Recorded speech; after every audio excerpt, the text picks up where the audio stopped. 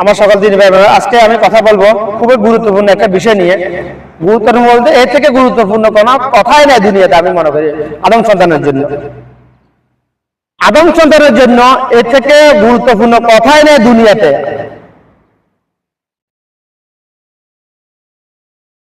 কথাটা আমার না ভাই, কথাটা আমার, কথাগুলো আমার রাসূল সাল্লাল্লাহু আলাইহি ওয়াসাল্লামের কথাগুলো। এই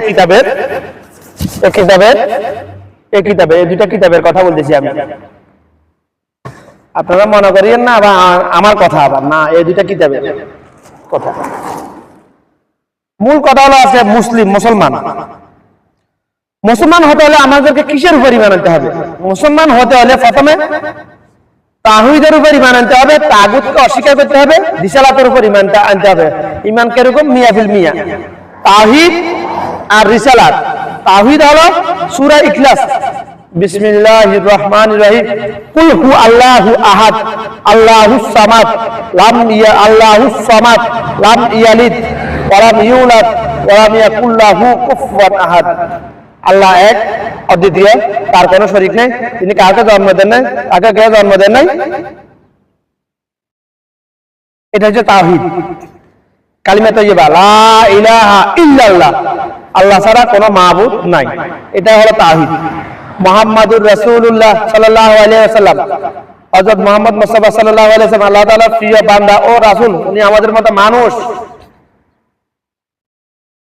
যারা উনি নূরের তৈরি না মাটির তৈরি ঠেলাঠেলি করে, ফেরকাবাজি ফেতনাবাজি করে, তারা ৭২ দলের অন্তর্ভুক্ত।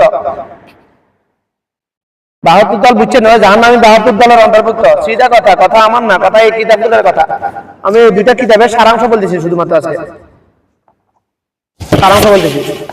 এই দুইটা কিতাবে, এটা তো বাধ্যতামূলক, এটা হচ্ছে অপশনাল। অপশনাল কেন? মাযহাব ৪টা আপনারা জানেন। এটা বুখারী শরীফ, মুসলিম শরীফ আছে, তিরমিজি শরীফ আছে, মুসনাদ আহমদ আছে, ইবনে মাজাহ আছে। আপনি যে কোনো একটা কিতাব অনুসরণ করলে হয়ে যাবে, মুসলিম হয়ে। মুসলমান হতে হলে আমাদেরকে ঈমান আনতে হবে তাওহীদের উপর। তাওহীদ বললাম, রিসালাত হলো এই দুইটা কিতাব, রিসালাত হলো এই দুইটা কিতাব। এই দুইটা কিতাব বলতে কিতাবের কভার না ভাই, কভার না। মুসলমান হতে হলে আপনাকে, মানে আমরা বললে কসম খা, এই যে কোরআন শরীফ কসম খা, কোরআন শপথ কর, এই কোরআনে হাত রেখে কথা বা কসম খা, এটা তো বিদায় শিরকি কথা, বিদেশি কথা। বেশিরভাগ ক্ষেত্রে আপনাকে মুসলমান হতে হলে দুইটা কিতাবের কভারের উপরে বানালে হবে না। এটা কোরআন মাজিদ শুধু মুখে বললে হবে না। আমি সহিহ হাদিস মানি, আমি কোরআন মাজিদ মানি, শুধু মুখে বললে হবে না। মুখে বলা মানে এই দুইটা কিতাবের কভারের উপরে মানা না। মুসলমান হতে হলে আপনাকে এই দুইটা কিতাবের ভিতরে ঢুকতে হবে, ভিতরে ভিতরে